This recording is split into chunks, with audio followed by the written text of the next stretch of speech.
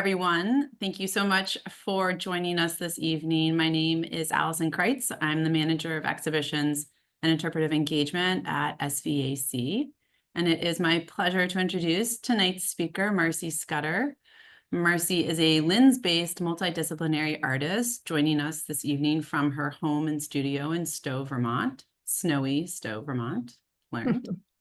She has an MFA in visual arts from Maine Media College, as well as a bachelor's in architecture from Rensselaer Polytechnic Institute. And her work has been exhibited in museums and galleries throughout the Northeast and beyond. And it's also appeared in numerous publications such as Lens Scratch and Still Points Quarterly.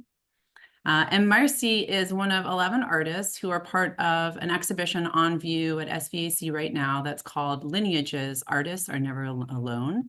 And this show examines the powerful, enduring, and often unseen inspirational forces behind contemporary artists' work. The show is up through February 23rd, so if you haven't had a chance, I hope you're able to make it to SVAC to see Lineages. It's a wonderful, rich, diverse exhibition. And this is not the first time that Marcie has shown her work at SVAC. In 2020, she was part of another thematic group exhibition called Unmasked: Artful Responses to the Pandemic that explored the ways in which the challenges of the pandemic actually catalyzed growth and experimentation for many artists.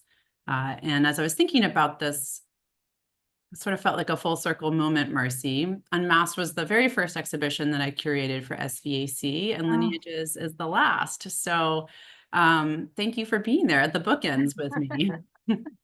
That's kind of special. I didn't realize that. Yeah, it's really special. And, you know, tonight for the program, Marcie's put together a presentation for us. So I'll turn it over in just a moment and let her walk us through her slides. And then after that, I have a couple of questions prepared to ask her, and then we'll open it up to our audience members for any questions or comments you have. And you're welcome to use the chat throughout tonight's program if you think of something and want to put it out there sooner. And just as a reminder, we are recording tonight's program, so be on your best behavior. And I think with that, Marcie, I'll turn it over to you. Okay, so I share screen Yeah. and go from there. Okay, let's see if this works. And then I do play from start, right? Okay.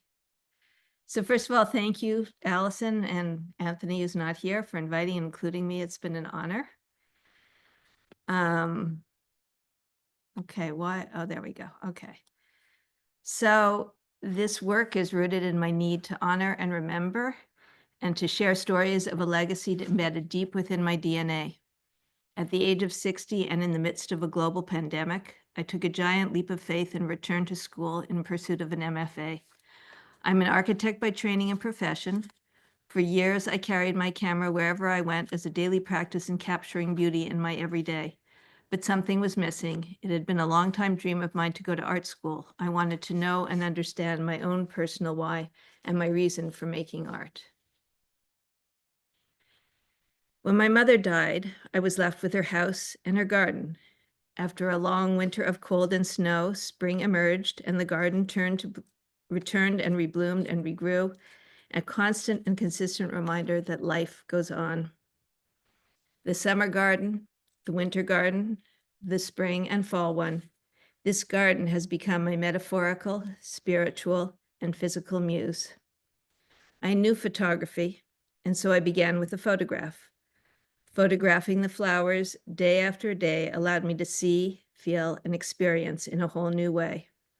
This garden became a space that encompassed all 5 senses: the sound of bees, the smell of roses, the sight of every imaginable color, the taste of lavender and rosemary, the feel of the good earth beneath my feet. I printed my photographs, experimenting with cutting, folding, and sewing into abstracted pieces, observing the unexpected forms take shape.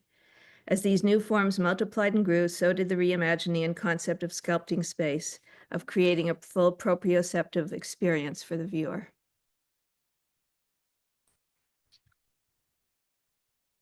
For Coquelicot, I chose to focus on the poppies. They were among my mother's favorite flowers, but more, I chose them as a symbol of remembrance and for their extraordinary color red. A Canadian poet and World War I veteran soldier wrote of his experience seeing the poppies overgrowing the unmarked graves of soldiers who died in Belgium's Flanders field. In truth, the soil there was arid and dry and not at all amenable to poppies blooming. It was only due to the lime from the decomposing bodies that fertilized that soil, supporting its growth. Out of death comes life. Surprisingly, the backstory as to how we come wearing poppies each November 11th is tied to my own Jewish Canadian roots and lineage.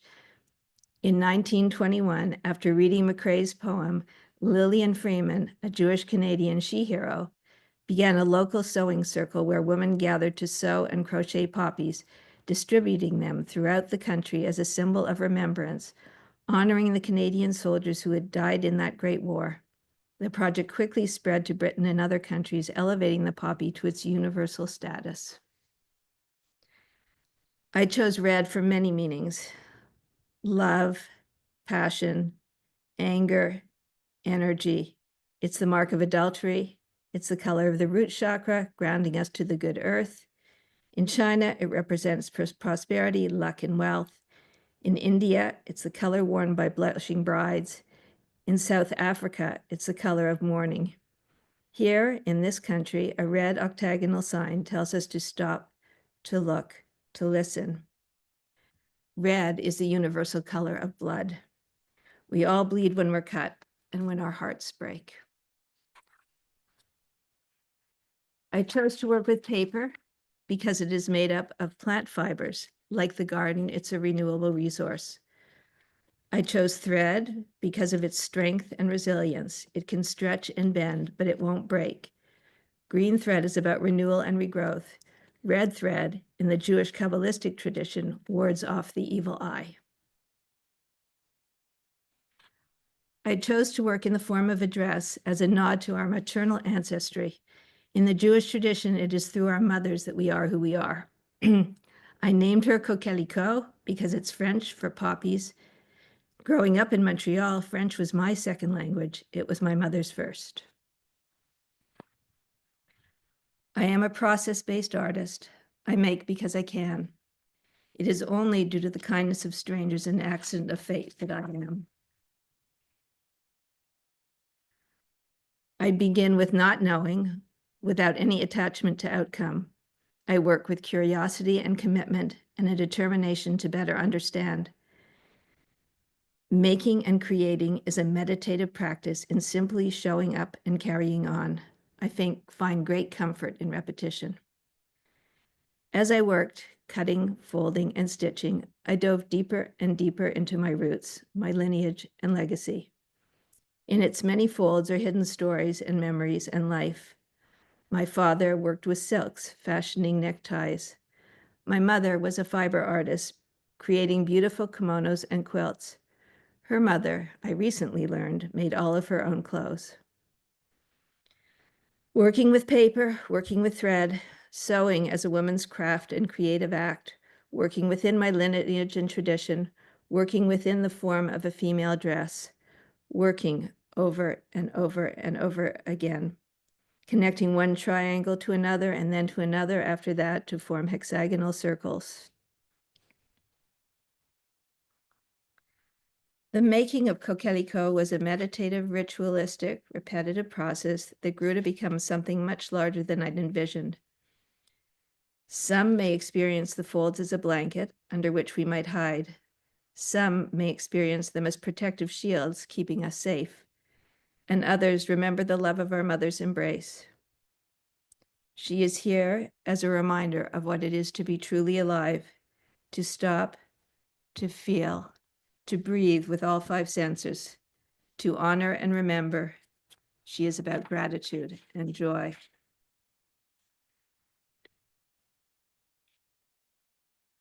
Schwester's evolved organically from there. Again, I began with a photograph. This time it was the winter garden with its more subdued palette that beckoned. Ruti is made up of winter whites and grays. Ava is the sparkle of snow on a dazzlingly bright summer winter day, and Razel is made up of dried apples and cherries and evergreens. My mother was born a Jew in 1937, pre-war Berlin. She and her two sisters were hidden and survived the Holocaust only due to the kindness of strangers and miracle of fate. They were the lucky ones. Seemed to me that their stories were somehow buried within the greater one of the 6 million who perished in the Holocaust. Somehow I wanted them to be remembered for the 3 individual children they were. Ruti, who is still very much alive and well at age 92, was born in 1932, the eldest of the 3 girls. She had dark hair and dark eyes that danced when she smiled. She loved ruffles and ribbons and bows, and especially loved dressing up in her mother's high heels and dresses. Often she'd play in her grandmother's closets, donning her pearls. Someday she thought they'd be hers and she'd wear them. She was smart, she was funny, she was the family's firstborn and the light of their world. She remembered walking into her father's shoe shop and seeing that yellow star. She remembered walking to school holding tight to her mother's hand while children shouted and pointed Schmutziger Juden and Judenkeich.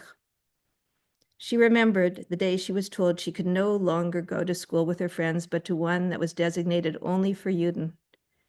She remembered asking repeatedly why she couldn't leave the house without her yellow star. She didn't remember the answer. And she remembered Kristallnacht, that night when all things as she knew them to be changed. Her father's shop was rampaged and burned. Their family was forced to flee. Ava was born in 1934, the second of the Klein sisters. She too had dark hair and eyes as big as saucers. She was the carefree dreamer. She filled a room with her song and her dance and her laughter. She loved chasing butterflies and running barefoot and spinning herself round and round, imagining the universe was spinning with her. She talked an endless stream of conversation with her wild imagination. She told stories who someday she'd be free to be. She remembered the hushed voices, the quiet conversations, her parents and sister afraid. She remembered her first day of school, too many Jewish children all crammed into one small little space. She asked too many questions as to why she couldn't go to the same schools as others. She remembered there was a long journey. Some days they walked, some days they sat in a cart that was pulled by her father. She remembered how tired he was, but she wasn't old enough to grasp the danger and enormity or to understand why. Razel. Although their parents, Lottie and Joseph, might have been hoping for a boy, they were gifted another girl.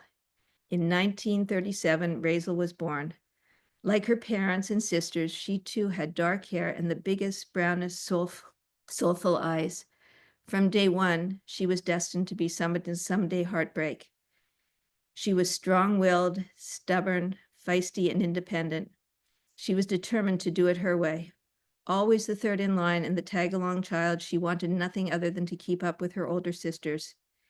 It was that energy and bold grit that served her well. It's what kept them together and helped her survive.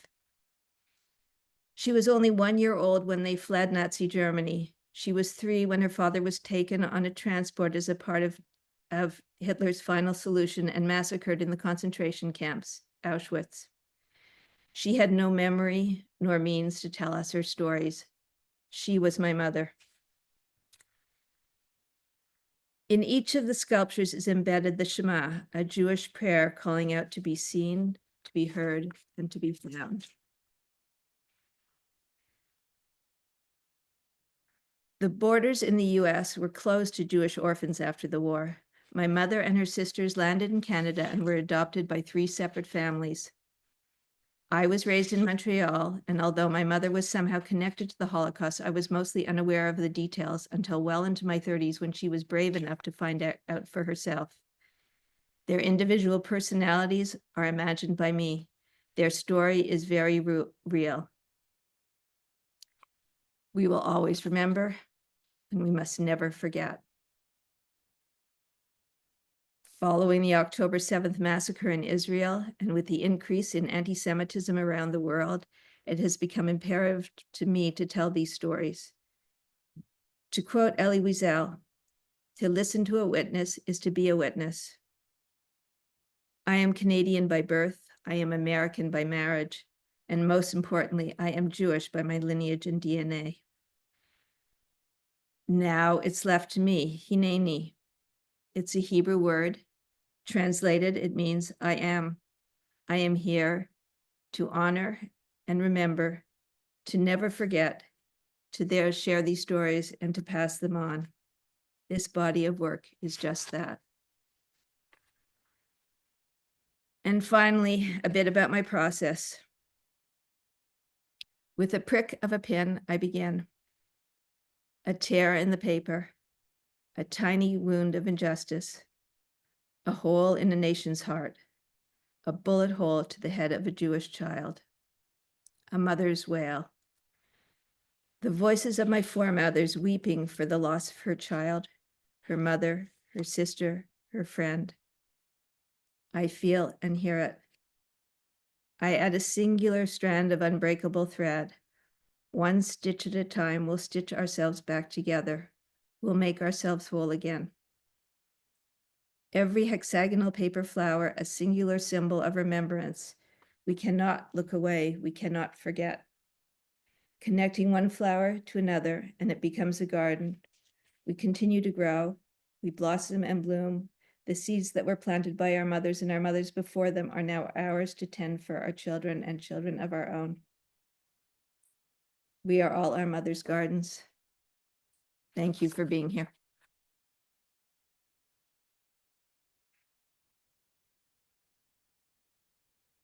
That. Thank you so much, Marcie. There's a lot of directions we could go in for our conversation. I think where I'd like to start, you mentioned the notion of how people are experiencing your work. And this is a question that whenever I'm getting to know an artist, getting to know their work, I am always really interested to hear what responses they tend to hear, what questions come up, what gives people pause, what do people want to know more about, what do they notice first and foremost. So let's start there. What do you hear most often? What do you observe most often when people are engaging with your work? Some people have questions and want to know a whole story. Others are curious, a lot of curiosity as to my process and how I cut and fold and sew and reimagine. So there's a lot of that. I think, I don't know, I'd love to hear from you guys what, others, what you're seeing or hearing, or, I mean, Suzette's seen it in person, so she knows. So have Roz and Lisa seen it in one form or another. So, yeah. So I'd love to hear what others feel or, take away from it. That's a great suggestion. If anyone in the audience wants to drop a thought into the chat, we can take a look at those, or maybe they'll come up organically during Just the raise hands and talk. Q&A. No? Okay. Does anyone feel like sharing? Let's see, I have to adjust my view so I can see I think everyone. Suzette has something to say. Oh, Suzette. Hi, can you hear me? Mhm. Great. Marcie, I am profoundly moved by your story. I mean, the work itself is spectacular, and knowing just the surface of the story was very emotional when I saw it, but to hear the backstory in depth and connecting how you're connecting your process to your heritage, to your parents, to the tragedies, to the larger situation of the Jewish people. It's very profound work, and I'm know that when I first saw the work, I was very curious about how did she do this? Why did she do this?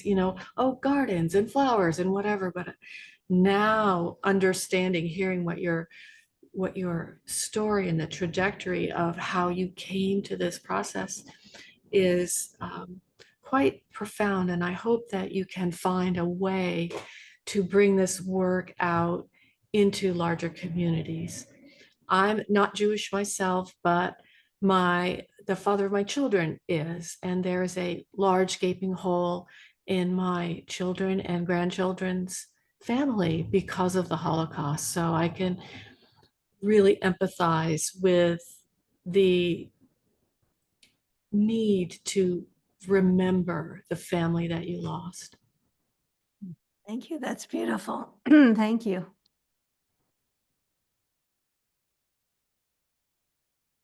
Go ahead, Nancy. I think that it's a story for all of us, because it's about your story, and we all have stories, and our mothers, after they've I don't know, it was very emotional. And I thought about the red dress. Did that influence you at all, the red dress? Do you know about the red? Yeah, I do. Yeah. Yes, and you're gonna laugh when I say this, but my first sort of like idea that I wanted to create these dress forms was looking at the Met Gala and these crazy costumes. Mhm. But you know, that was sort of the like an outward and external motive, you know, external inspiration, but there was so much more internally. And yes, the red dress was a big informant or inspiration to the whole thing. And it's a very different way, but it was another means of tying, people and stories together through a red dress, everybody sewing a red dress. So yeah.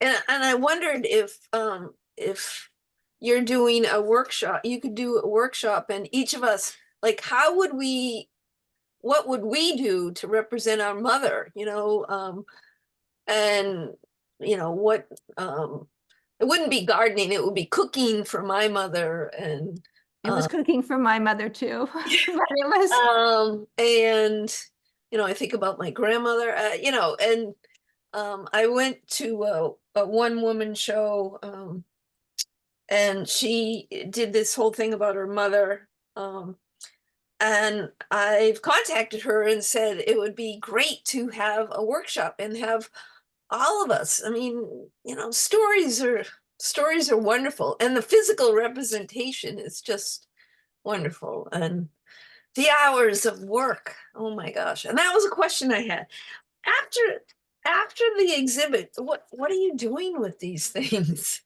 I want to get them out into the bigger world. I would love to get them into some university galleries, because the stories to me are a teaching tool.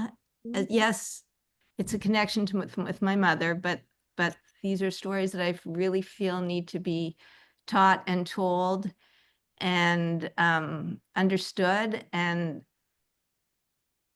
it wasn't just these were people. They are all individual people, and I think that's a really powerful way to get across what it is. So yeah, I mean, mother-daughter relationships are mother-daughter relationships. And yeah, so that's my hope, is to get it out there. And it's not my favorite part of what I do, because I like to make the work and not I know. I think, well, I don't know. I'll just speak for myself. That's my hardest part, It's just You're like, also an artist. Yeah. well, yes, yeah. Reluctantly, I guess, or something. I don't know. I'm not like I've never had an exhibit or anything, but I don't know. It's just it was beautiful, and yeah. I know. Poetry. I don't know. A poem is coming. I don't know what it is, but it's really. No, thank you, and thanks for doing it. I mean, this is so exciting that Thank you for being here. I've rehearsed it so many times, so I won't, but I've cried so many times going through it. So it's like I've rehearsed it enough times to say I'm not going to cry when I present it, but it's not easy. I get to certain points and just have to swallow hard and go, okay, you got this, you know. That's okay. I mean, look at, I'm crying too. Yeah. So thank you. And thank you, Allison, and for making this happen. And I wish, like, oh, there's so many people. It's like, I want to call people to hear your story, and then go. I'm over here in Cornish, Maxfield Parish home, and St. Gaudens and all that. And it's like, I'm telling people at my bone builders, they gotta go over there and see it. Thank you. That'd be And great. are you gonna have a video like playing of her talking about this process? Well, this recording will go on our website. We have a library for Wow, okay, past great. programs, so we'll absolutely put it up there. Give us a week or two. But if you check back on the website, it'll be there. And please do share it with others. Well, maybe I'll get a group to go over. Yeah. Thank you. Yeah.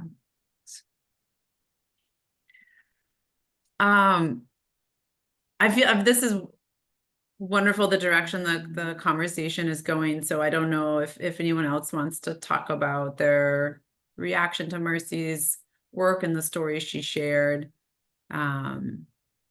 Or if I can interject another question that might take us in a slightly different direction. So just raise your hand if there's something you wanted to put into this part of the conversation. Well, I know, I don't mean to, before we leave, I mean, it's such a wonderful opportunity. Suzette, you have an exhibit there. I mean, if she could say a few words or something about what she has there. I know, I'm sorry, I Go don't for it, mean to Suzette. be Go selfish. for it, Suzette. Go for it. I mean, Do it. Marcie, this is your show. I No, already do it, please. Can only add to the fun. All right. Very, very briefly. My work is about ecological trauma, mhm, the psychological trauma, emotional trauma, and the physical trauma of living in a time where we're seeing tremendous changes to climate systems, to environmental systems, to biodiversity loss, and plastics, all of that stuff. And mhm, so what I try to do with my work is create narratives that combine scientific data, images, charts, text, symbols, with mythology or stories from the past that are somehow connected to nature. And the three pieces that I have at the Southern Vermont Art Center right now take the story of Adam and Eve being expelled from Eden, a very, very old story, and use that as a way to talk about three big biblical scale climate crises: drought and conflagration or wildfire, and deluge or flooding. So it's basically that's what you will see if you go to the Southern Vermont Art Center for the show. hey, thank you. Thank you. You're welcome. Thank you. Okay, Marcie, take it back. Well, Thanks. since process is, I think, for a lot of people, what they see first. That's the first layer of a viewer's encounter with your work. Let's hear a little bit more about that, Marcie. And this was the first time tonight that I heard the way you think about puncturing a hole into the paper as a metaphor for violence, and then how you're using thread to sew pieces back together. So that really stood out to me. Can you give me one moment? Please? Go ahead, pull them up. Oh, sorry. Pull 'em And up. Join in. we You know, we were talking about this a little bit in advance of this call, just the way that you're transforming something that's two-dimensional into three-dimensional, and this sort of process of construction is really fascinating. And I think back to your training in architecture. And so could you share a little bit more about that? I know that's your day job, but there seems to be an overlap between architecture and art making. And you used a term in your presentation tonight. It sounded like Latin. Proprioceptive. Yes, so could you Proprio. define that for Oh. us too, or for me at least? Okay, so just first to clarify, I no longer practice architecture, so there's no day job. This is what I do. I mean, they couldn't do both. But okay, so I guess it began when I went back to school, and my mentor, hearing that I'm an architect, was kept pushing me in this direction of like shaping space, and it's inside you. And I was like, I want nothing to do with architecture. I don't want to draw another straight line. I don't want to, nothing. I'm done with that part of my life. But through our conversations and through the making, it became clear to me that actually I am pretty interested in sculpting experiences and spaces. Proprioceptive is a full body experience. So it's how you experience your body, yourself in space. So some artists like Chiaro Shiato is one who does this. Jacob Hashimoto, I mean, some of the bigger ones. Ella Natsui, they all sculpt space with their pieces. So you're walking through it and it's a full body experience. So that's the connection of the two. The Schwesters themselves are sculptures. They're individual sculptural pieces. The Coquelicot with its bra is definitely meant to walk under and around and look up and, experience light differently. And that is a full proprioceptive experience if you want to experience it that way. So it's really a combining of, everything I didn't want to combine, but ended up loving doing. So what can I say? It's kind of like it's stuck in you, you don't know what's inside you and maybe it's the best part of architecture. It's creating for myself as opposed for clients. So that's a gift, Does that answer your question? I'm not really sure, but. Yes, it does. Okay. Well, I just pulled your website up and your sketchbooks, that, the lines and the circles and the shapes, so that's like the flavor of architectural, which is really cool. Thanks. And then so let's talk about gardening a little bit more. I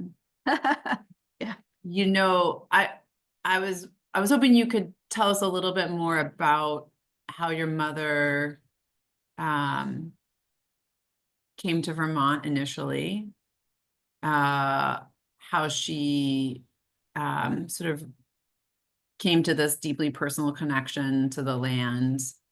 Tell us more about why you think gardening was important to her. And then now that you're sort of the keeper of your mother's garden, do you approach it similarly or differently? And what does it come to mean to you? So tell us more about that passion. How my mother came here, it's rather convoluted, So when I was I grew up in Montreal, and my father was a very avid skier, and we came here every weekend. We had a weekend house, and we skied, and we're here some in the summer, but mostly it was a ski adventure for us. I started coming here, I think, when I was 8. And while in architecture school, my parents commissioned me to design this house that I'm in now. That was their house. And my father, and they designed it for them to retire in and live here. And my father died of a heart attack at a very young age, at 55. So he never did. But my mother came here, and she lived here, and built the studio and developed her fiber art. When she planted this garden, she started the garden herself with a couple of good friends. Barbara's on this call. One of them was Harriet. And I don't know the significance of a garden, but I know she was looking for roots, and I know she found those roots here in these mountains, and she's talked a lot about that, of finally finding that ground. And I think, and I'm speaking for her because we never really had this conversation, but I do have the sense that she was looking for a way to grow and ground both. And I think that was what the garden became for her. I know not so long, a couple years before she died, and we were talking about her moving into a smaller space and different things like that. And she's like, I don't know when's going to be the time to give up the garden. Like was a conversation. For me, honestly, the garden is overwhelming to take care of myself. So I have help. I can't do it on my own. I did try the first summer we had the house, and it won. But now it's become kind of sacred. It's become kind of something that's been passed on to me, and I need to keep growing for future. And I don't know what this future holds. If my kids are going to want this land or this house or anything, I have no idea. But it feels like the passing of a torch from one, and to keep it going, to passing it from one generation to another. And so I guess that's why I've made sure to maintain it, grow it, expand on it a little bit as best I can, just, here and there. But I'm not a gardener myself, no. You said something when we were chatting last week about seasonality in the garden, and you are very deliberate about photographing the garden year round. And you referred to sort of the winter garden and the fall garden and the spring garden. I mean, in my mind, and I am a novice, I keep a few pots around, so I'm coming at this. But I was sort of struck, like, a winter garden. What is she talking about? Well, Can you explain that a little bit more? Do you? It's the winter landscape. I mean, we live in a historic defunct apple orchard, so there are apple trees not in my mother's planted garden, but on our property everywhere. And the apples are, they're just old and rotted, and and so they stay on the trees. There are berry trees in the garden. There's a pond as part of the garden. There's so I guess it's more the landscape when I talk about the garden. The flowers are what we think of when we think of a garden, but a garden is actually, it's our roots. It's our, it's where we come from. We all come from a garden, we are our mother's gardens. What's a garden? It's a seed that grows and becomes, and it's seasonless and all seasons. So I guess that's how I would say it. I don't know if I've said it well, but yeah. Thank you for that sort of more expansive interpretation. And I think I just have one last question, and then we'll turn it back to our audience and see if there are other questions or comments for you. But this is such a gift to have Suzette on the call tonight, because I think it underscores something that really happened a bit organically with this project. As Anthony and I were selecting artists to invite, we really had an eye on wanting a broad artistic representation in the galleries. So when you come see the show, there's a real diversity of media, of points of view, subject, style. And yet, as the work started to arrive, we found these resonances and heard different artists sort of finding connections with each other and their creative lineages. And I was even thinking tonight, just the way, Suzette, you were describing your work and the role trauma plays in it, and the trauma in your familial lineage, Marcie. And this is just sort of another kind of potential point of connection in the exhibition. So with that in mind, Marcie, as you've gotten to know the other artists and their work, are there others that you felt a particular resonance with? Tell us about that and why. I haven't given this as much thought as I should. Initially, I would say it's with Samantha Eckhart's and Anthony's, both because they speak so directly to their parents and where they come from. But then I'm listening to Suzette and I'm not sure that I don't have an equal connection with that. It's just, it's like I think we need to all be together and hear what we're all after, and then there are connections that would surprise us. But because there's trauma. But I was looking at it more literally than how the other ways it connects us. So I guess I don't really have a terrific answer for that. It's just like I would like to dig in deeper and see where other places we all connect or overlap or things like that. I think in a way all artists overlap. I think we're all trying to tell a story that's inside us, and we all have, we're all bruised and bumped, and it is what it is. So, yeah. Let's see, I think I saw a question come through. Was there a common theme that you're thinking about when you invited these artists? And yes, Nancy, the overarching kind of connective tissue for this particular exhibition is the idea of creative lineage. When we first started thinking about the exhibition, we were thinking more narrowly around sort of the art historical inspirations that artists draw from. And then as we started to build the list of artists to include, that really opened up, artists really helped us open up our thinking to include other disciplines, cultural and family backgrounds, other types of art forms, not just the visual arts. So it's pretty wide-ranging, the range of creative lineages that people are drawing from in their work. And when you enter into the exhibition, each artist has sort of there's two big galleries that are connected. Each artist has a distinct moment with quite a big panel introducing them, and sharing, 2 to 4 of those specific people or points of influence behind their work. So you get to take a deep dive with each artist. Other questions, either for myself or for Marcie this evening, or comments?